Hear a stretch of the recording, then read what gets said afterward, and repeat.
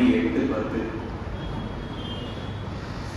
நான் முடிக்கின்ற நேரம் ஷெட்யூல்டு சண்முகன் கூட்டுல 8:10க்கு என்னுடைய உரையை முடிக்க வேண்டும் என்று சொல்லியிருந்தார். ஆனால் 8:10க்குத்தான் எனக்கு தொடங்குவதற்கே வாய்ப்பு கிடைக்கிறது. கலைஞர் தொலைக்காட்சியில் கடைசி பேச்சாளர் தான். அங்கேதான் கடைசி பேச்சாளர் என்று சொன்னால் இங்கேயும் நான் கடைசி பேச்சாளர் தான்.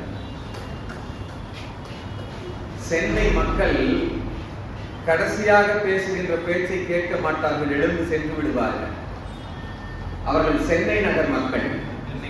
ஆனால் இவர்கள் தென்னை நகர் மக்கள் கடைசி வரைக்கும் என்னுடைய பேச்சுக்கு செவி கொடுப்பார்கள் என்ற நம்பிக்கையோடு, யாமறிந்த மொழிகளிலே தமிழ் மொழி போல் இனிதாவது எங்கும் காணோம் என்று பாடிய பாரதியையும், எங்கள் வாழ்வும் எங்கள் வளமும் மங்காத தமிழென்று சங்கே உலங்கு என்று பாடிய பாரதிக்கு தாசனாகி அவரை படித்தவருக்கு நல்ல ஆசானாகிய பாவேந்தர் அவர்களை இந்த மாலை நேரத்தில் நினைவு கூர்ந்து அற்புதமாக மாதந்தோறும் தமிழ் பணியை செய்து கொண்டிருக்கின்ற பொள்ளாச்சி கம்பன் கலை மன்றத்தை சார்ந்த சான்றோர் பெருமக்களே, இந்த மாதம் தாய் மண்ணும் தவ புதல்வனும் என்கின்ற தலைப்பில் 358வது நிகழ்ச்சியாக கொடுத்து அந்த நிகழ்ச்சிக்கு அற்புதமாக விழா தலைமை ஏற்றிருக்கின்ற, உயரிய கருத்துக்களை வழங்கி அமர்ந்திருக்கின்ற, விழா தலைமை வகித்திருக்கின்ற நாகா கல்லூரியினுடைய முன்னாள் முதல்வர் பேராசிரியர் பெருந்தகை முனைவர் ரே முத்துக்குமரனார் ஐயா அவர்களே, அற்புதமாக சுற்றுச்சூழலை பற்றி வெகு சிறப்பாக பேசி அமர்ந்திருக்கின்ற பெரு மதிப்பிற்குரிய சுற்றுச்சூழல் செயல்பாட்டாளர் ஓசை காளிதாசன் ஐயா அவர்களே, வரவேற்று நன்றியுரை நகர இருக்கின்ற சான்றோர் பெருமக்களே, உங்கள் அத்தனை பேருக்கும் என்னுடைய பணிவான வணக்கத்தை தெரிவித்துக் கொள்கிறேன். கை தட்டலாம். ஏன்னா எங்களுக்கெல்லாம் கை தட்டினா தான் பேச முடியும். நீங்க பொள்ளாச்சி பஸ் ஸ்டாண்ட்லயோ இல்ல கோயம்புத்தூர் காந்திபுரம் பஸ் ஸ்டாண்ட்லயோ பார்த்தீங்கன்னா சர்க்கஸ் வித்த காமிச்சிட்டு இருப்பாங்க. இங்கே பாரு இங்கே பாரு, இன்னும் கொஞ்ச நேரத்துல சின்ன வளைக்குள்ள போவா இந்த பாப்பா அப்படிம்பாங்க. ஒரு வளைக்குள்ள அந்த பாப்பா போகும். அப்புறம் அடுத்தது பாரு இங்க அதை விட சின்ன வளைக்குள்ள போகும் இந்த பாப்பா அப்படிம்பாங்க. அப்புறம் சின்ன வளைக்குள்ள போகும்.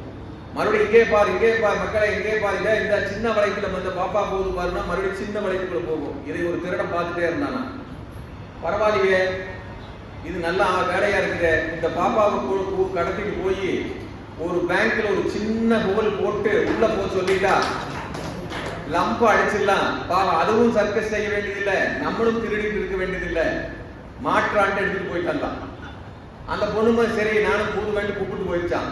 அவர் சின்ன ஹோல் போட்டு உள்ள பூது பாப்பான்னு சொல்லிச்சான். அதுக்கு அந்த பாப்பா சொல்லிச்சான், இதை விட சின்ன ஹோல்லையே நான் பூதுவேன், ஆனா 10 பேர் கைதட்டினாத்தான் என்னால உள்ள போக முடியும். அந்த மாதிரி நீங்க கைதட்டினாத்தான் எனக்கு பேச்சு வரும், இல்லாட்டி எனக்கு பேச்சு வராதுங்கிற உண்மையை சொல்லிக் கொள்ளுகின்றேன். உங்கள் கைதட்டு தான் என்னை பேச வைக்கும். அற்புதமாக சுற்றுச்சூழலை அற்புதமாக பேசி அமர்ந்திருக்கிறார் மதிப்புக்குரிய அண்ணா அவர்கள். உண்மையிலேயே கேட்கின்ற பொழுது எனக்குமே பயம் சூழ்ந்து கொண்டது. எங்கே நிற்கிறோம் என்று உண்மையிலேயே கேட்க கேட்க எனக்கு பயமாக இருந்தது. இதை புரிந்து கொள்ள வேண்டும் எல்லோரும் என்பதற்காகத்தான் இந்த நிகழ்ச்சியினுடைய கருவை. இந்த குழந்தைகளுக்கெல்லாம் புரியாதுன்னு நம்மளுக்கு நினைக்காதீங்க, அவங்களுக்கு அழகா புரியும், நம்மளுக்கு தான் புரியறது இல்லை. நான் ஒரு பள்ளிக்கு பேச போயிருந்தேன், பிளாஸ்டிக் ஒழிப்பை எப்படின்னு.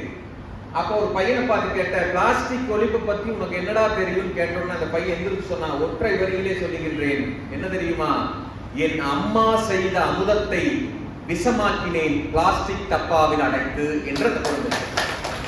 நீங்க சிந்தித்து பாருங்க, எவ்வளவு அழகாக சிந்திக்கிறார்கள் இந்த குழந்தைகள் எல்லாம். ஆனால் சிந்திக்காமல் இருக்கின்ற காமராஜரை பற்றி தெரியாத மக்களுக்காக தெரியப்படுத்த வேண்டும் என்பதற்காகத்தான் தாய் மண்ணோடு தவ புதல்வனையும் சண்முகண்ணன் இங்கே கொடுத்திருக்கிறார் தலைப்பு. உண்மையிலேயே தவ புதல்வனை பற்றி பல பேருக்கு தெரிவதே இல்லை. நான் அதே பள்ளியிலே சென்று ஒரு மாணவனிடம் கேட்டேன், ஏப்பா, சாமானியனுக்காக உழைத்த காமராஜரை தெரியுமா என்று கேட்டேன். அவன் அழகாக பதில் சொன்னான், சாமானியனுக்காக உழைத்த காமராஜரை எனக்கு தெரியாது, சாமானியன் திரைப்படத்தில் நடித்த ராமராஜனை எனக்கு தெரியும். போன வாரம் ரிலீஸ் ஆச்சு ராமராஜ் படம் சாமானியன். அவன் எவ்வளவு அப்டேட்டா இருக்கிறான் பாருங்க. காமராஜரை மறந்து விட்டான், ஆனால் ராமராஜனை நினைத்துக் கொண்டிருக்கிறான். இப்படி இருப்பவர்களுக்காகத்தான் இந்த நிகழ்ச்சியை ஏற்பாடு செய்து கொண்டிருக்கிறார். இது மாதிரி நிறைய நம்ம தமாஷு பேசி போட, காந்தி தெரியுமா தெரியாது, டிஸ்கோ சாந்தி தெரியும், காஸ்டீட்டா தெரியுமா, சிக்மாவுக்கு தெரியுமா, சிக்மாவுக்கு தெரியாது, நக்மாவுக்கு தெரியும், முடிஞ்சா அக்கா தங்கச்சி ஜோதியாவுக்கு தெரியும் சொல்ற பசங்களுக்கு மத்தியில காமராஜரை பற்றி ஒரு 20 நிமிடம் பேச வேண்டும் என்று எனக்கு படித்திருக்கிறார். 45 நிமிடம் பேசலாம் என்று ஆசைப்படுகிறேன். உங்களுடைய ஒத்துழைப்பு எப்படி இருக்கிறது என்பதை பொறுத்து நான் பேச்சை நிறுத்திக் கொள்வேன். அழகாக கைதட்டிக் கொண்டே இருந்தீர்கள் என்று சொன்னால் நான் பேச்சை தொடர்ந்து கொண்டே இருப்பேன். நிறுத்தாமல் நீங்கள் கைதட்டினீர்கள் என்று சொன்னால் என் பேச்சை நான் நிறுத்தி விடுவேன். இதுதான் யதார்த்தமான என்னுடைய செயல்பாடு. ஒரு சீன பழமொழி சொல்லுகிறது, ஒரு ஆண்டு உனக்கு பலன் வேண்டும் என்று சொன்னால் ஒரு செடியை நடு, 10 ஆண்டுகள் உனக்கு பலன் வேண்டும் என்று சொன்னால் ஒரு மரத்தை நட்டுவை, 100 ஆண்டுகள் உனக்கு பலன் வேண்டும் என்று சொன்னால் உன் மகனையோ மகளையோ படிக்கவை என்று சீனப்படம் சொல்லுகிறது. இப்பொழுது நாம் எதையுமே செய்வதில்லை என்பதால் தான் இந்த தலைப்பை கொடுத்திருக்கிறோம். செடி நடுவதில்லை, தரையிலே செடி நடுவதற்கு நாம் தயாராக இல்லை, தலையிலே முடி நடுவதற்கு நாம் தயாராகி கொண்டிருக்கிறோம். இந்த அவலநிலையை எங்கே போட்டுக்கொண்டிருக்கிறோம்? சிந்தித்து பாருங்கள். அழகாக சொன்னார, ஏறு போன நிலங்கள் எல்லாம் இன்று கூறு போன மனைகளாக மாறிவிட்டது. பருப்பு கொடுத்த சோலைகள் எல்லாம் இன்று செருப்பு தொழிற்சாலைகள் ஆகிவிட்டது என்று தன்னுடைய பேச்சிலே அழகாக சொன்னார் ஓசை காளிதாசன் ஐயா அவர்கள். சிந்தித்து பாருங்கள். இதையெல்லாம் விரைவிக்க வேண்டும். மரங்கள் என்பது தலைமையேற்றவரும் சொன்னார்கள், எல்லோரும் சொன்னார்கள், மரங்கள் என்பது சாதாரண விஷயம் அல்ல, இறைவன் கொடுத்த வரங்கள் மரங்கள். அதை நீங்கள் மனதிலே உள்நோக்கிக் கொள்ளுங்கள். பூ கிடைக்கும், காய் கிடைக்கும், கனி கிடைக்கும். எதுவுமே காய்க்கவில்லை என்று சொன்னால் நிழல் கிடைக்கும். நிழலும் கிடைக்காமல் பட்டு போய்விட்டது என்று சொன்னால் விறகு கிடைக்கும். அவர் ஐயா சொன்னதை போல விறகும் எரிந்து விட்டது என்று சொன்னால் கரித்துண்டு கிடைக்கும் என்று சொன்னாரே, அத்தனையும் மரத்தால் பயிர் இருக்கிறது. நம்மால் என்ன பயிர் இருக்கிறது என்கின்ற சிந்தனையை நீங்கள் யோசிக்க வேண்டும். நல்ல தலைப்பு. உண்மையாவே பேசுவது உண்மையிலேயே 1/2 மணி நேரம் 3/4 மணி நேரம் அழகாக பேசலாம். காமராஜரை பேசுவதற்கு 20 நிமிடம் பத்துமா? நான் கேட்கிறேன். காமராஜருடைய தாயை பார்த்து ஒரு கவிதை எழுதினார். தாயே, கடவுள் தான் மனிதனை படைப்பார், ஆனால் நீ கடவுளையே படைத்திருக்கிறாயே என்று தாய் சிவகாமி அம்மையாரை பார்த்து ஒரு கவிதை எழுதுவது எனக்கு ஞாபகம் இருக்கிறது. ஏன் தெரியுமா? நான் யதார்த்தமாக பேசக்கூடியவன். அண்ணா ஒரு விரலை நீட்டித்தான் படம் இருக்கிறது, உங்களுக்கு தெரியும். அண்ணாவினுடைய படம் ஒரு விரலை நீட்டி இருக்கிறது, எம்ஜிஆரினுடைய படம் 2 விரலை நீட்டி இருக்கிறது, கலைஞருடைய படம் 5 விரலை நீட்டி இருக்கிறது. ஆனால் பெருந்தலைவர் காமராஜர் எந்த விரலையும் நீட்டவில்லை. 2 கரங்களால் மழலைகளை பள்ளிக்கு அழைத்து செல்வதை போல படம் இருக்கிறது என்று சொன்னால் அவர் ஓட்டு அரசியல் நடத்தவில்லை, நோட்டு அரசியல் நடத்தவில்லை. அவர் நடத்தியது ஒன்றே ஒன்றுதான், தமிழ்நாட்டு அரசியல் என்பதை இந்த மன்றம் பதிவு செய்ய வேண்டும். நீங்கள் யோசிச்சு பாருங்க. காமராஜரை பற்றி பேசினால் அதை நான் சொல்லுவேன், 20 நிமிடம் பத்தாது, 2 மணி நேரம் வேண்டும். எத்தனையோ தலைவர்கள் இருக்கிறார்கள். காமராஜர் பள்ளிக்கூடம் திறக்க வேண்டும் என்று ஆசைப்பட்ட பொழுது பணம் இல்லை, கஜானா காலி.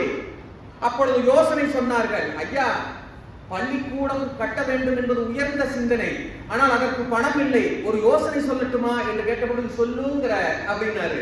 ஒண்ணு இல்ல, கல்விக்கடையை திறந்தோம்னா நிறைய பணம் வரும், அப்போது பள்ளிக்கூடம் திறந்துடலாம் என்று சொன்ன பொழுது பெருந்தலைவர் காமராஜர் சொன்ன வார்த்தை என்ன தெரியுமா?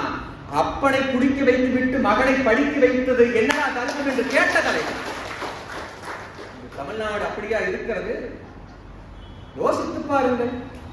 காமராஜர் வாழ்ந்த வாழ்க்கை, காமராஜரை பற்றி தெரிந்து கொள்ள வேண்டும் என்பதல்ல, எல்லோரும் காமராஜரை போல் வாழ வேண்டும், வாழ முடியும். நீங்கள் சிந்தித்து பாருங்கள். சித்தர் சொன்னார், 3000 ஆண்டுகளுக்கு முன்னால் பிறந்த திருமூலர் சொன்னார், யாம் பெற்ற இன்பம் பெருக வையகம் என்று சொன்னார். சித்தர் பெற்ற இன்பத்தை தான் பெருக வையகம் என்று சொன்னார்.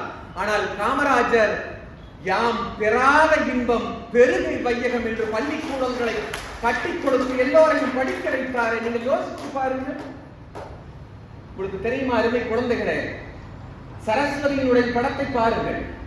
சரஸ்வதியினுடைய படத்திலே வீணை இருக்கும், கரங்களிலே புஸ்தகம் இருக்கும். கல்விக்கே கடவுள், ஆனால் அவர் கையில புஸ்தகங்கள் இருக்கிறது. விந்தையாக இல்லையா? அவர்தான் கல்விக்கு கடவுள். எப்படி இது என்று யோசித்தால் அதனுடைய அர்த்தம் என்ன தெரியுமா? கல்விக்கே கடவுளான சரஸ்வதியே இன்னும் படித்துக் கொண்டிருக்கிறாள், நீங்களும் தொடர்ந்து படிக்க வேண்டும் என்பதுதான் அதனுடைய பொருள். ஆனால் நான் சொல்லுகின்றேன், கல்விக்கு கடவுள் சரஸ்வதி உங்களை படிக்க வேண்டும் என்று சொல்லுவதில் அதிசயம் இல்லை. ஆனால் கல்வியே கற்காத காமராஜர் நீங்கள் படிக்க வேண்டும் என்று சொன்னாரே, அதனால் தான் அவரை இறைவன் என்று சொல்லுகிறோம். எழுத்தறிவித்தவன் இறைவன் என்று சொல்லுவார்கள், அதனால் கூட அவர் இறைவன் என்று சொல்லலாம். நீங்கள் யோசனை பண்ணி பாருங்கள். அவர் படிப்புக்கு எவ்வளவு முக்கியத்துவம் கொடுத்தார் தெரியுமா? ஒரு பெண் நல்ல மதிப்பெண்கள் எடுத்திருக்கிறது, காமராஜரை சந்திக்கிறது. நான் உயர்ந்த மதிப்பெண்கள் எடுத்திருக்கிறேன், ஆனால் கல்லூரியிலே இடம் தரவில்லை, என்னவென்று கேளுங்கள் என்று கேட்டவுடன் உடனே அழைத்தார் காமராஜர். ஏன் அந்த பொண்ணுக்கு இடம் இல்லைன்னு சொல்றீங்க? நல்ல மார்க் கொடுத்துருக்கேன். ஐயா, நல்ல மார்க் அந்த பொண்ணு எடுத்திருக்கு, ஆனா இந்த காலேஜ்ல 12 சீட்டு தான் இருக்கு, 13ஆவதா கொடுக்க முடியாது. இந்த பொண்ணுக்கு முன்னாடி 12 பேர் நல்லா படிச்சிருக்காங்க, இந்த மார்க்கும் நல்ல மார்க் தான், ஆனா 12க்கு மேல கொடுக்க முடியாது என்று சொன்னவுடன் காமராஜர் சொன்னார், அப்படிங்கிற 12 சீட்டு தான் இருக்குது, அதுக்கு மேல கொடுக்க முடியாதுங்கிற. உங்க வீட்டுல எத்தனை பேரு? எங்க வீட்டுல 4 பேரியா, எங்க அப்பா அம்மா நானும் மனைவி 4 பேர் இருக்கிறவியா. சரி, உங்க வீட்டுக்கு திடீர்னு ஒரு விருந்தாளி 4 பேர் வந்துட்டாங்கன்னா நீங்க என்ன பண்ணுவ? ஐயா, முதல்ல விருந்தாளிக்கு நாங்க சமைச்ச சாப்பாடை போட்டுட்டு அப்புறம் பின்னாடி அந்த எங்களுக்கு சமைச்சு சாப்பிடுவோம்யா என்று சொன்ன பொழுது, அதே போலவே 12 சீட்டுகளை காலையிலிருந்து மாலை 3 மணி வரை பகல் வகுப்பிலே எடுத்துக் கொள்ளுங்கள், 3 மணிக்கு மேல இரவு நேர கல்லூரிகளை திறக்க வேண்டும் என்று, எல்லா குழந்தைகளும் படிக்க வேண்டும் என்ற திட்டத்தை கொண்டு வந்தவர் காமராஜர் என்பதை சிந்தித்து பாருங்க, யோசனை பண்ணி பாருங்க. காமராஜர் படிப்புக்காக செய்தது எத்தனை எத்தனை விஷயங்கள்.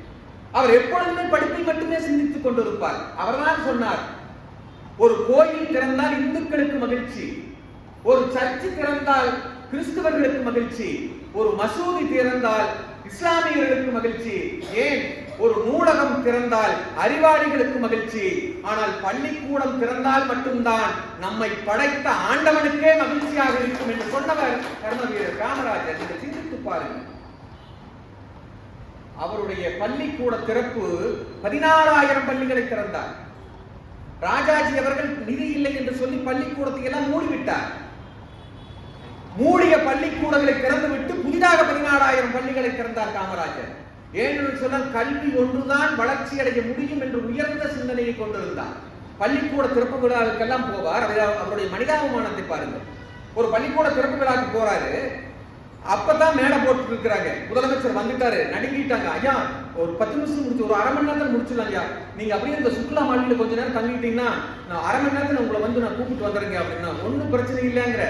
அந்த பள்ளிக்கூடத்தோட இருக்கிற பெஞ்ச் எடுத்து இந்த போர்டு நான் அப்படியே கொஞ்சம் தலசாகிறேன்னு சொல்றேன் அப்படின்னாரு. நீங்கள் சிந்தித்து பாருங்கள், ஒரு முதலமைச்சர், இன்னைக்கு முதலமைச்சர்கள் எல்லாம் சொல்லக்கூடாது, மல்டி லெவல் அந்த என்ன சொல்றது ஹோட்டல்கள்ல அதுலதான் தங்குவாங்க. ட்ரீட்மெண்ட்டும் 5 ஸ்டார் 7 ஸ்டார் எத்தனை ஸ்டார் அதுலதான் தங்குவாங்க. ட்ரீட்மெண்ட்டும் அப்படித்தான் பிரைவேட் ஆஸ்பத்திரியில தான் தங்குவாங்க. ஆனால் காமராஜர் அப்படி இல்லை, அரசு மருத்துவமனையில் தான் ட்ரீட்மெண்ட் எடுத்துக் கொள்வார், அரசு சுற்றுலா மாளிகையில் தான் அவர் தங்குவார் என்பதை இந்த மன்றம் புரிந்து கொள்ள வேண்டும். அவர் சொன்னார், அரசு சுற்றுலா மாளிகை யாருக்கு அங்க போறது, இங்கேயே ஒரு பெஞ்ச் எடுத்து போடுங்க படுத்துக்கிறேன்ட்டாரு. படுத்துட்டாரு. அது வல்ல மனிதாபிமானம். அவரோடு காவலுக்கு போலீஸ்காரங்க 4 பேர் வந்தாங்கல்ல, அவங்களே கூப்பிட்டு, யோ நீயும் போய் அந்த பெஞ்ச் எடுத்து போட்டு படு, என்ன முதலமைச்சருக்கு தான் சலுப்பு வருமா, ஏன் கூட இருக்கிற போலீஸ்காரருக்கு சலுப்பு வராதா, நீயும் என்னோடு சேர்ந்து ரெஸ்ட் எடுத்துக்கன்னு சொன்ன ஒரே மகான் பெருந்தலைவர் காமராஜர் என்பதை இந்த மன்றம் பதிவு செய்ய வேண்டும். நீங்கள் சிந்தித்து பாருங்கள். எல்லா தலைவர்களுமே பள்ளிக்கு செல்லுகின்ற பள்ளிப்பையைத்தான் பார்த்தார்கள். இன்றும் அப்படித்தான். ஆயிரம் பிரிவுகளில் புதிய புதிய படிப்புகள், எவ்வளவு கோர்ஸ் புதுசு புதுசா கண்டுபிடிச்சிட்டு இருக்காங்க. எல்லா தலைவர்களும் பள்ளிக்கு செல்லுகின்ற குழந்தைகளுடைய பள்ளிப்பையை பார்த்தார்கள். ஆனால் கர்ம வீரர் காமராஜர் மட்டும்தான் பள்ளிக்கு செல்லுகின்ற குழந்தைகளுடைய இறைப்பையை பார்த்தவர். அதனால் அவர் தெய்வத்திற்கு சமம் என்று நான் மீண்டும் மீண்டும் சொல்லுகிறேன். சிந்தித்து பாருங்க சார், அவர் எல்லா இடத்திலுமே மனிதாபிமானம் அவரோடு இருக்கு.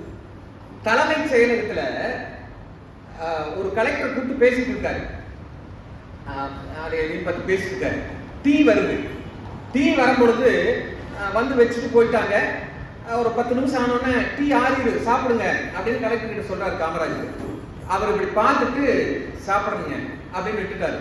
அப்புறம் இவரு சாப்பிடு ஆறிடுனாரு. இல்ல சாப்பிடுங்க. இவர் எட்டி பார்த்தாரு. அந்த டீக்குள்ள ஒரு ஈ விழுந்திருக்கு. அந்த டீயை எடுத்து போட்டுட்டு சாப்பிடலாமா இல்ல டீ விழுந்ததை சாப்பிடலாமா வேண்டாமா அப்படின்னு கலெக்டர் யோசிச்சு இருக்கிறாரு. காமராஜர் அழகாக ஒரு வார்த்தை சொன்னார். ஏங்க, டீ சாப்பிடுங்கன்னு சொன்னா நீங்க டீயை எடுத்து போட்டுட்டு சாப்பிடலாமா இல்ல சாப்பிடாம விட்டுடலாமான்னு உங்க சைட்ல இருந்து யோசனை பண்ணிட்டு இருக்கிறீங்க. அந்த ஈ டீக்குள்ள விழுந்து தத்தளிச்சுட்டு இருக்குது. உனக்கு சாப்பிடலாமா வேண்டாமாங்கிற சிந்தனை, ஈக்கு வாழ்வா சாவாங்கிற பிரச்சனை, அதையும் உணராம நீ சாப்பிடறத பத்தி யோசனை பண்ணிட்டு இருக்கிய. ஒரு கலெக்டர் சாதாரண பாமர மக்களை பற்றி சிந்திக்கவில்லை என்று சொன்னால் எப்படி நீ சமுதாய பணி ஆற்றுவாய் என்று கேட்ட தலைவர் காமராஜ். நீங்க யோசனை பண்ணி பாருங்க. நீங்க இன்னைக்கு நீட்டு பிரச்சனை, அது இது 1008 அரசியல் இருக்குது. நீட்டு வேணுமா வேண்டாமா இதெல்லாம் வேண்டியதே இல்லை. அது அரசியல் ஒவ்வொன்றையும் எடுத்துக் கொள்ளுகிறது. உண்ணும் உணவிலிருந்து உடுக்கும் உடையிலிருந்து படிக்கின்ற படிப்பு வரைக்கும் அரசியல். நாட்டுக்கு மக்களுக்கு எது தேவை என்பதை பற்றி எல்லாம் சிந்திக்கவில்லை. இதனால் ஓட்டு எப்படி கிடைக்கும், ஓட்டு வங்கி எப்படி தக்க வைத்துக் கொண்டு வாழ முடியும் என்பதுதான் இன்றைய அரசியல்வாதிகளுடைய நிலைமையாக இருக்கிறது. நான் ஒன்றை சொல்லட்டுமா? எல்லா தலைவர்களுமே அடுத்த தேர்தலை பற்றி சிந்திக்கிறார்கள். காமராஜர் மட்டும்தான் அடுத்த தலைமுறை பற்றி சிந்தித்தவர் காமராஜர். நீங்க சிந்தித்து பாருங்க, யோசனை பண்ணி பாருங்க. காமராஜருடைய திட்டங்கள் 1 2 அவர் கொண்டு வந்த பொதுப்பணி நிறுவனங்கள் தான் இன்றும் இருந்து கொண்டிருக்கிறது. விளையாட்டு மைதானங்கள், சட்டசபைகள், இப்படி என்னென்னமோ புதுசா இவங்க கட்டுறாங்களே தவிர மக்களுக்கு தேவையான பொதுப்பணி நிறுவனங்கள் அத்தனையும் கொண்டு வந்தது காமராஜர். நெய்வேலி நிலக்கரி திட்டம், பெரம்பலூர் ரயில் பெட்டி தொழிற்சாலை, திருச்சி பெல்லு, ஆவடி கனரக தொழிற்சாலை, கல்பாக்கம் அணுமன் நிலையம், கிண்டி டெலிபிரிண்டர் தொழிற்சாலை, மேட்டூர் காகித தொழிற்சாலை என்று பட்டியல் போட்டுக்கொண்டே போகலாம். அது இல்லாமல் சுற்றுச்சூழலை பற்றி பேசிய அவர் சொன்னார். மணிமுத்தாறு டேமு, ஆரணி ஆறு, சாத்தனூர், அமராவதி, கிருஷ்ணகிரி, விடூரு, வைகை, காவிரி டெல்டா, நெய்யாறு, மேட்டூர், பரமக்குளம், உள்ளம்பட்டி, கீழ்பவானி என்று அத்தனை விவசாயத்துக்கு நீர்ப்பாசனத்துக்கு தேவையான அத்தனை பணிகளையும் செய்து கொடுத்தவர் காமராஜர். தயவு செய்து புரிந்து கொள்ளுங்கள். அவர் இதோடு நிற்கவில்லை. ஒரு செய்தியை படித்தேன். காமராஜர் 9 வருடங்கள் பதவியிலே இருந்தார். அவர் பதவி ஏற்கின்ற பொழுது தமிழகத்திலே 3 சர்க்கரை ஆலைகள். ஆனால் அவர் 9 ஆண்டுகள் கழித்து பதவி விலகுகின்ற பொழுது தமிழ்நாட்டில் 14 சர்க்கரை ஆலைகள். நீங்கள் சிந்தித்து பாருங்கள். எப்படி தெரியுமா? சர்க்கரை ஆலைகள் தொடங்க வேண்டும் என்று காமராஜர் ஆசைப்பட்டார். என்னன்னு விசாரிச்சாங்க. ஜப்பானியர்கள் தான் இதுல எக்ஸ்போர்ட்னாங்க. வர சொல்லுன்னாரு. ஜப்பானியர்கள் சென்னைக்கு வந்தார்கள். ஒரு ஹோட்டல்ல தங்கி இருந்தாங்க. போய் பிஏ பேசினாரு. என்னன்னு கேட்டா, சார் 10 சர்க்கரை ஆலை தொடங்கிடலாம், ஒன்றும் பிரச்சனை கிடையாது அப்படின்னாங்க. சரி, அதனால என்ன இவ்வளவு அமௌண்டா கொடுத்துறேன்னாரு. ஒரே ஒரு ரெக்வெஸ்ட், 10 சர்க்கரை ஆலைக்கு ஒரு ஆலைக்கு 10% கமிஷன் இருக்கு, உங்களுக்கு 100% உங்களுக்கு கிடைக்கும் சொன்னோன்னே முதலமைச்சர் சொன்ன வார்த்தை என்ன தெரியுமா? 10 சர்க்கரை ஆலையோடு சேர்ந்து 11 சர்க்கரை ஆலையாக நிறுவிவிடு என்று சொன்னார். அந்த 11வது சர்க்கரை ஆலை தான் நோவலூர் சர்க்கரை ஆலை. 10% கமிஷனிலே வேண்டாம்னு சொன்ன முதலமைச்சர் இங்க 150 60% மேம்பாலத்திலே ரோட்லி வாங்கிட்டு இருக்கிற அரசியல்வாதிகள் எங்கே என்பதை நீங்கள் உணர்ந்து வாடுவேன். நான் வருத்தமாக இருக்கிறேன். ஓட்டுக்கு காசு வாங்கி விட்டு போடுகின்ற சூழ்நிலையில வாழ்ந்து கொண்டு இருக்கிறவங்க வெட்கம் இல்லையா? காமராஜரை தோற்கடித்தவர் நம்ம வெட்கப்பட வேண்டியது. காமராஜரை போன்ற ஒரு தலைவன் இனி பிறக்கவே போவதில்லை. நீங்கள் சிந்தித்து பாருங்கள். அப்படி பிறந்து வளர வேண்டும் என்று சொன்னால் இந்த குழந்தைகள் தான் காமராஜரை போன்று வளர வேண்டும். அதற்காகத்தான் இந்த நிகழ்ச்சிகளை நடத்தி கொண்டிருக்கிறார். சிந்தித்து பாருங்கள். சார், காமராஜருடைய எளிமை, மக்களுக்காகவே தன்னை அர்ப்பணித்துக் கொண்ட திறம் எத்தனை எத்தனை சொல்லலாம். யோசனை பண்ணி பாருங்க. மதுரையில ஒரு பொதுக்கூட்டம், நேரு அகில இந்திய காங்கிரஸ் டெல்லியில இருந்து வந்திருக்காரு. பொதுக்கூட்டம் சாயங்காலம். காமராஜர் கூப்பிட்டு கேட்கிறாரு, காமராஜ், உங்க ஊர் இங்கதான் எங்கேயோ பக்கத்துல இருக்குதுன்னு சொன்னீங்க. ஆமாயா, இங்கிருந்து கொஞ்சம் தூரம் போகணும்யா, விருதுநகர் ரொம்ப தூரம் இருக்குதுயா. ரொம்ப தூரம், நீங்க ஒரு 100 கிலோமீட்டர் தானே, போய் உங்க அம்மாவை பார்த்துட்டு வந்துடலாம், எனக்கு உங்க அம்மாவை பார்க்கணும்னு ஆசை அப்படின்னு சொன்னாரு. இல்ல வேண்டாம் வேண்டாம்னு ஜமாளிச்சாரு. இல்ல போடா நடையான்னு கார்ல கூப்பிட்டு போறாரு. போயிட்டே இருக்குது, வீடுகள் எல்லாம் இல்லை, சுற்றியும் வயல்கள் நிறைந்த காட்டுப்பகுதி. டிரைவர் கிட்ட கொஞ்சம் ஓரங்கட்டு காரனாரு. இறங்கிட்டு, ஆத்தா நான் காமராஜர் வந்திருக்கிறேன்னு சொன்ன உடனே களை எடுத்துக் கொண்டிருந்த ஒரு பெண் ஓடி வந்து, ராசா உன்னை பார்த்து எவ்வளவு நாள் ஆச்சு, நல்லா இருக்கிறியான்னு கேட்டாப்புல. நேரு கேட்டாரு, உங்க அம்மாவை காமிக்க சொன்னா களை எடுக்கிற பொம்பளை காமிக்கிறியேன்னு கேட்ட பொழுது காமராஜர் சொன்னார், இதுதான் என்னை பெற்ற தாய் என்று. ஆனந்த பவனிலே வாழ்ந்த நேரு அதிசயத்து போனார். இப்படி ஒரு முதலமைச்சரா, இப்படி ஒரு எளிமையானவரா? சிந்தித்து பாருங்கள். இந்த எளிமை நம்மளிலே இருக்குமா? இருக்க முடியாது என்று முடிவு செய்தார்கள். தயவு செய்து சொல்லுகிறேன், கலாம் ஐயா இல்லையா? இந்த நூற்றாண்டிலே நம்மோடு இருந்து மறைந்த கலாம் ஐயா இல்லையா எளிமை? காமராஜரை பெருமை பேசுகிறேன். காமராஜருக்கு சமமாக கலாம் ஐயா வாழ்ந்தார் என்பதை நீங்கள் புரிந்து கொள்ளுங்கள். ஜனாதிபதி மாளிகையிலிருந்து வெளியே புறப்படுகிறார். 2 சூட்கேஸோடு வெளிவருகிறார் கலாம். ஏனென்று சொன்னால், நான் காமராஜரை பேசும்பொழுது கலாமையும் பேசினால் தான் எனக்கு மன திருப்தி இருக்கும். ஏனென்று சொன்னால், காமராஜர் பீரிலே காமராஜர் வாழ்ந்தது வேறு. இன்று ஒரு கவுன்சிலரை பொலோரியா ஜீப் எடுத்து 27 அல்லக்கையோட அப்படி ஜம்மு வாழ்ற காலத்துல எளிமையா வாழ்ந்திருக்காரு கலாம்னு சொன்னா அதை பேசித்தான் ஆக வேண்டும். 2 சூட்கேஸோடு வெளியே வருகிறார். ஒன்று அவர் உடுத்திய உடைகள், இன்னொன்று அவர் படித்த புத்தகங்கள். சிந்தித்து பாருங்கள். ஆனால் அவருக்கு முன்னாடி இருந்த ஜனாதிபதி 2 கண்டெய்னர் வந்துதான் ஜனாதிபதி மாளிகைக்கு. எதுக்கு தெரியுமா? அவருக்கு கொடுத்த பரிசு பொருள், அவருக்கு அந்த 5 வருஷம் என்னென்னமோ வாங்கினது எல்லாமே முடிஞ்சா ஜனாதிபதியில மாளிகையில் இருக்கிறதையும் 2-3 சேர்த்து எல்லாமே எழுதியிருப்பாங்க. சிரிப்பதற்காக சொல்லல.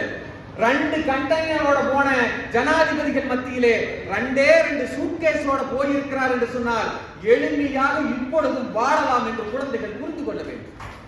அந்த எளிமைக்கு ஒரு கவிதை சொல்லுவார்கள். கலாம் வெளியே வருகின்ற பொழுது, மன்னிக்கவும், கலாம் உள்ளே போகின்ற பொழுது அவருக்கு ஷூ போடுறதுக்காக ஒரு தொழிலாளி இருந்தாரா. ஜனாதிபதி மாளிகைக்கு, ஜனாதிபதி என்பது இந்திய அரசினுடைய அரசர், பேரரசர். அவருக்கு ஷூ போடுற ஒரு ஆளு, கைகளுக்கு ஒரு ஆளு இருக்கும். ஷூ போடுறது இருந்தோன்னு அவர் பயந்துட்டு, என்னோட செருப்பு நான் போட தெரியாதா, நீ எதுக்குயா வேண்டாம் போ அப்படின்னாரு. அவர் சொன்ன, ஐயா வேண்டாம்னு சொன்னேன், நான் கவர்மெண்ட் சம்பளம் போயிருந்தியா, நான் எனக்கு இதாயா தொழில், நான் வேலைக்கு வேண்டாம்னு சொல்லல, ஷூ போடுற தொழில் வேண்டாம்னு சொன்னேன். நீ போய் பார்க்கல, வெளியே ஜனாதிபதி மாளிகை வெளியே இருக்கிற பார்க்கல தண்ணி விடுற வேலை பாருன்னு சொல்லிட்டாரு. இந்த சொன்னவர் தான் ஜனாதிபதி மாளிகை விட்டு கலாம் வெளியே வருகின்ற பொழுது அவன் ஓடி வர்றான். கையை துண்டை கட்டிட்டு கையில தண்ணி விட்டு டியூப்ல ஈரத்தோட வர்றான். வந்த உடனே 2 சூட்கேஸோட அவர் வந்தார். இல்ல நீங்க எடுக்க வேண்டாம், நானே எடுத்துக்கிறேன்னு கலாம் சொன்னாரா. ஐயோ கம்மல் இருங்கயா, நான் எடுத்துட்டு வர்றேன் அப்படின்னு 2 சூட்கேஸ் எடுத்துக்கொண்டு வந்து கார்ல வைக்கிறாரா. வைக்கும் பொழுது அந்த தலையில கட்டின அந்த துண்டு எடுத்து சூட்கேஸை தொடச்சாரா. எதுக்கியா தொடக்கிறேன்னு கேட்டதுக்கு அந்த தொழிலாளி சொன்ன வார்த்தை, அருமை பெரியோர்களே, எங்கள் ஜனாதிபதி அவர்கள் இந்த ஜனாதிபதி மாளிகையில் இருந்து தூசு கூட எடுத்துக்கொண்டு போகவில்லை என்று உலகம் கூறியிருக்கிறது. நீங்கள் சிந்தித்து பாருங்கள். இப்படி எளிமையாக வாழ்ந்தவர்கள் எத்தனை எத்தனை பேர். காமராஜரை சொன்னார், காமராஜர் கல்யாணத்துக்கு வரணும் ஒரு தொண்டும் போய் கேட்கிறாப்புல, அதெல்லாம் வர முடியாது போயா அப்படின்ட்டாரு. ஐயா நான் கட்சிக்காக இத்தனை வருஷம் பாடுபட்டேன், என்ற கல்யாணத்துக்கு வரலன்னு சொல்றீங்க, இது நியாயமா? அதெல்லாம் வர முடியாது, எனக்கு நிறைய அரசு வேலை இருக்குது, கிளம்பு அப்படின்ட்டாரு. வரமாட்டேன்னு சொல்லிட்டாருன்ட்டு அவன் கடைசி வரைக்கும் கல்யாணம் முடிஞ்சிருக்கு. கல்யாண மண்டபத்துல கல்யாணம் எல்லாம் பார்த்துட்டு இருக்கிறாரு.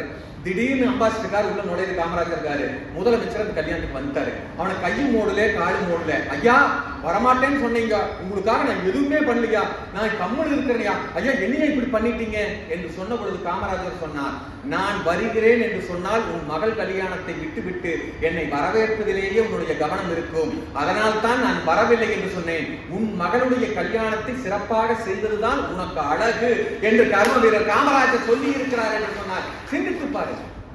எல்லோருக்கும் நல்லவர். பெற்றதாய் 120 ரூபாய் வச்சிருக்காங்க, மாசம் 120 ரூபாய் 10 அப்படிங்கிறாப்புல. ஏன் பத்தலங்கிறார்? நீ வேற முதலமைச்சர் ஆகிட்ட, எல்லாரும் விருதுநகர் வந்தாருன்னா எல்லாரும் என்னை பார்க்க வர்றாங்க, நான் சோடா கலர் எல்லாம் வாங்கி கொடுக்கணும், ஒரு 30 ரூபாய் சேர்த்து கொடுனாதான். ஒண்ணு 30 ரூபா உனக்கு கிடையாது, 120 தான் கொடுப்பேனாரு. என்னையா இப்படி சொல்ற, ஒரு 30 ரூபாய் சேர்த்து குடியா என்று சொன்ன பொழுது, தன்னுடைய வருமானத்திற்குள் செலவு செய்து கற்றுக்கொள். பார்க்க வர்றவங்க உன்னை பார்க்கவில்லை, நான் முதலமைச்சருங்கிறதுக்காகத்தான் பார்க்க வர்றாங்க, அவங்களுக்கு நீ சோடா கலர் கொடுக்க வேண்டிய அவசியம் இல்லை, 120 ரூபாய்க்குள்ளேயே நீ வாழ்க்கையை நடத்து என்று தன் தாய்க்கே உத்தரவிட்டவர் கர்ம வீரர் காமராஜர் என்று சொன்னால் நீங்கள் சிந்தித்து பாருங்க. எத்தனை எத்தனை சொல்லிக்கொண்டே போகலாம். நட்புக்கு கர்ம வீரர் காமராஜருக்கு இணை உலகத்திலே வேற யாருமே கிடையாது. தொண்டனுடைய நட்பு நான் சொன்னேன் அல்லவா, தொண்டனுக்கு வரமாட்டேன்னு சொன்ன உடனே அவன் மனம் புண்படும் என்று தொண்டனுக்காக ஓடோடி வந்தாரே, அது நட்பு. தொண்டனாக இருந்தாலும் சரி, பெரும் தலைவனாக இருந்தாலும் சரி, நட்பு என்பது நடிப்பல்ல, அது இதய துடிப்பு என்று வாழ்ந்தவர் கர்ம வீரர் காமராஜர்.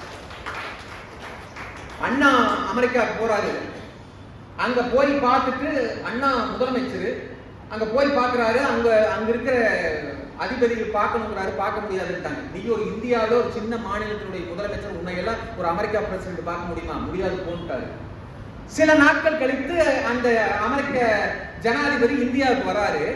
வருகின்ற பொழுது அந்த தமிழ்நாட்டினுடைய முதலமைச்சர் அண்ணாவை பார்க்க மறுபடியும் அவர்கள் விரும்பவில்லை, அண்ணாவை பார்க்க விரும்பவில்லை. ஆனால் கர்ம வீரர் காமராஜரை பார்க்க வேண்டும் என்று ஆசைப்பட்டார்.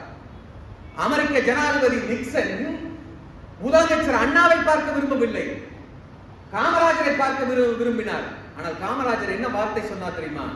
என்னுடைய நண்பன் அண்ணாதுரையை பார்க்க முடியாது என்று சொன்னவனை நான் ஒருபோதும் பார்க்க முடியாது என்று சொல்லிவிடு. நட்புக்கு, தொண்டருக்கு, தாயிற்கு இப்படி சொல்லிக்கொண்டே போகலாம். உண்மையிலேயே அவருடைய வாழ்க்கை செத்த பின் சாம்பல் ஆகிறது என்பது பெரிய விஷயம் அல்ல. நாம் செத்த பின்பு சாம்பல் ஆகிறது என்பது பெரிய விஷயம் அல்ல. வாழுகின்ற பொழுதே நாம் எக்ஸாம்பிளாக வாழ்வதுதான் சிறப்பு. அதை வாழ்ந்து காட்டியவர் கர்ம வீரர் காமராஜர். இப்படி சொல்லி நிறைவு செய்கிறேன். 20 நிமிடத்துக்கு மேல போய்விட்டேன். ஏனென்று சொன்னால் பேசுவது எளிமை, கேட்பதுதான் கடினம். நான் ஒரு காலேஜுக்கு போனேன், அவர் சொன்னாரு நீ இன்னும் கொஞ்சம் பேசு, இன்னும் கொஞ்சம் பேசினாரு. ஏன்னா அப்புறம் நான் பேசுறேன், நீ உட்கார்ந்து கேளு, அது எத்தனை கஷ்டம் உனக்கு தெரியும். நீ மைக்கு கிடைச்சு 3/4 மணி நேரம் பேசுவ, பட்டிமன்றத்தில் உள்ள பாட்டெல்லாம் சேர்த்து பாடிக்கிட்டே இருப்ப, கேட்கணும் இல்லை நாங்க அப்படின்னு. அந்த கேட்பது, ரசிப்பது, நீங்கள் ரசிப்பதோடு நிறுத்திக் கொண்டால் தான் பேச்சாளனுக்கு அழகு. அதனால் சொல்லுகிறேன், நேரம் மிகுதியாகி போய்கொண்டிருக்கிறது. மீண்டும் ஒரு வாய்ப்பு இந்த மன்றம், பொள்ளாச்சி கம்மன் கலை மன்றம் எனக்கு கொடுக்கத்தான் போகிறது. மீண்டும் ஒரு தலைப்பில் உங்களை சந்திக்கத்தான் போகிறது. கர்ம வீரர் காமராஜருடைய அவருடைய சார அம்சத்திலே ஒரு 4 செய்தியை சொல்லி நிறைவு செய்கிறேன். அவர் சொன்ன வார்த்தை, சாமி குப்ப 1000 தான் கடவுளுக்கு பயன்படுறானே தவிர, சாமி ஏதாவது பண்ணியிருந்தா சாமி கோயிலுக்கு செய்யறானா தவிர, அவனை மதம் பயமுறுத்தி வைத்திருக்கிறதே தவிர தன்னம்பிக்கை வளர்க்கவில்லை என்று காமராஜர் சொல்லுவார். நாம பக்தனா இருக்கிறதை விட யோக்கியனா வாழ்றதா சிறப்பு என்று கர்ம வீரர் காமராஜர் சொல்லி இருக்கிறார். அயோக்கியத்தனம் செய்துவிட்டு 1000 கோயில்களுக்கு கும்பாபிஷேகம் செய்வது எப்படி சரியாகும் என்று கர்ம வீரர் காமராஜர் கேட்டிருக்கிறார். பணக்காரங்க வைர அட்டிகையும் பணக்கட்டையும் பழனிக்கும் திருப்பதியும் உண்டியிலே போடுவதை விட்டுவிட்டு ஏழை எளிய மக்களுக்கு ரோடு போட்டு கொடுத்தால் நன்றாக பயணம் செய்வார்கள். 2 பள்ளிக்கூடங்களை கட்டி கொடுத்தால் அவர்கள் குழந்தைகள் படிக்கும். கோயில் உண்டிகளை போடுவதை விட ஏழை எளிய மக்களுக்கு உதவி செய்வதுதான் பெருசு என்று கர்ம வீரர் காமராஜர் சொல்லி இருக்கிறார். அன்பிற்கினிய பெரியோர்களே, நாம் விதைப்பதுதான் முளைக்கும். நாம் எதை விதைக்கிறோமோ அதுதான் முளைக்கும். நாம் விதைப்பதுதான் முளைக்கும். அதனால் நல்லதையே விதைப்போம், மற்றதை தவிர்ப்போம். அது நிலமாயினும் சரி, மனமாயினும் சரி. நன்றி.